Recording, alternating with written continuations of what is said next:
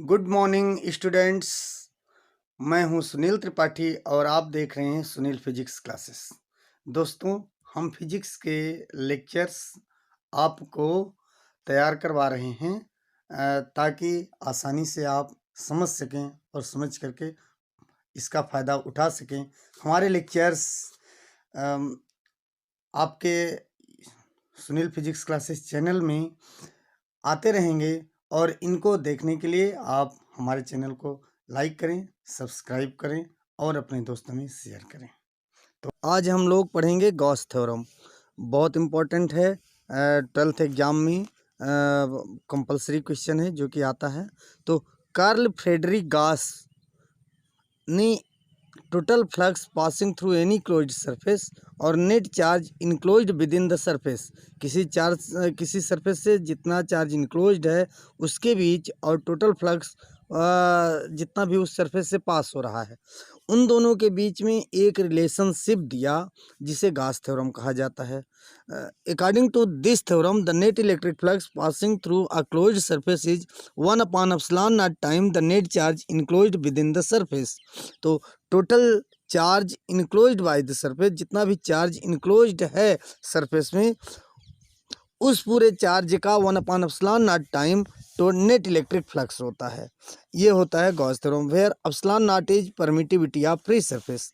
मान लेते हैं कि ये क्लोज्ड सरफेस है जिसमें प्लस क्यू चार्ज इनक्लोज्ड है, इसका सेंटर वो है, रेडियस आर है। मान लेते हैं कि प्लस क्यू चार्ज इस स्फीयर के सेंटर पे कंसंट्रेटेड है ना। इसका सरफेस जो है रेडियली आउटवर्ड जा रहा है। मान लेते हैं स्मॉल स्फीयर का सरफेस ds है और इलेक्ट्रिक फील्ड इंटेंसिटी का भी डायरेक्शन रेडियली आउटवर्ड है। यहाँ पे एक p एक पॉइंट है जहाँ पे हमें इलेक्ट्रिक फील्ड इंटेंसिटी फाइंड करना है। ठीक, तो वही latest consider closed surface of surface area s enclosed by the charge q। Then according to Gauss theorem phi equal to closed integral e dot ds equal to 1/ε0 q। तो अब इसका proof करते हैं। मान लेते हैं कि Q इलेक्ट्रिक चार्ज है जो कि स्फीयर के सेंटर पर रखा है, R रेडियस ऑफ स्फीयर है। Then electric field intensity at point P is given by, हम लोग जानते हैं पॉइंट, किसी भी पॉइंट पे पॉइंट चार्ज के कारण इलेक्ट्रिक फील्ड इंटेंसिटी क्या होता है, E इक्वल टू 1/4πε0 Q/r²। मान लेते हैं क्वेश्चन नंबर फर्स्ट। अब the field will be directed radially outward along OP, OP के अलोंग रेडियली आउटवर्ड डायरेक्टेड होती है। इस कारण the surface area is also directed outward, और सरफेस एरिया भी रेडियली आउटवर्ड डायरेक्ट हो रहा है, इसलिए ई और ds के बीच का एंगल 0 डिग्री होगा। तो हम लोग जानते हैं इलेक्ट्रिक फ्लक्स के डेफिनेशन से D phi E equal to E dot D S, और डॉट प्रोडक्ट होता है E D S cos theta. चूंकि theta equal to 0 degree, therefore D phi equal to E D S हो जाएगा। अब equation first और second का compare कर दिया तो in place of E you can put 1/4πε0 Q/r², therefore D phi E equal to 1/4πε0 Q/r² into D S. अब ये तो एक स्मॉल सरफेस डी एस के कारण इलेक्ट्रिक फ्लक्स निकला।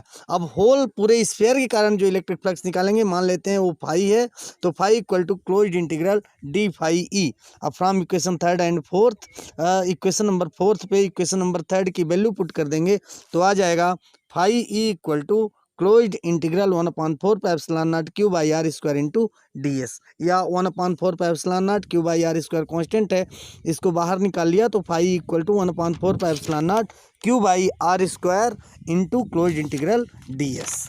अब क्लोज इंटीग्रल डी एस क्या है, पूरा सरफेस है स्फीयर का, तो सरफेस एरिया ऑफ स्फीयर होता है 4πr² which is the area of sphere. Therefore in place of close integral D S you can put 4πr², then you get phi E equal to 1/4πε0 Q/r², और close integral D S की जगह हमने लिख दिया 4πr², तो 4πr² से 4πr² cancel हो गया, फाई ई इक्वल टू आ गया Q/ε0। And this is the required expression for Gauss theorem. Thank you.